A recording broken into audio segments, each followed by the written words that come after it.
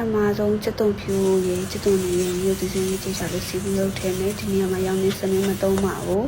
အဲ့ဒါပြီးတော့ငါပြီးနေရေနွေးလေးနဲ့ဖြောထားလေးထည့်မယ်ဘုံဝမ်းဆူလာပြီးဆိုရင်ရေစီးထားတဲ့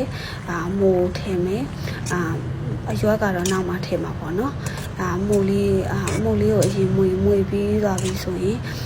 နွန်းသွားပြီဆိုရင်ရေစီးထားတဲ့စူပုတ်ရွက်ကလေးကိုထည့်မယ်ဒီနေရာမှာကိုကြိုက်တဲ့တခြားအရွက်ပလက်တွေလည်းထည့်လို့ရတယ်ထည့်လို့ရတယ်နုံသွားပြီဆိုရင်ရေနွေးလေးထည့်မယ်ရေနွေးရတော့ကိုကအပြည့်ကြရင်အပြည့်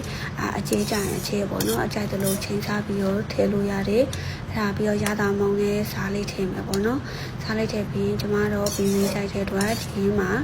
ပင်လေးထည့်မယ်ပင်လေးလေး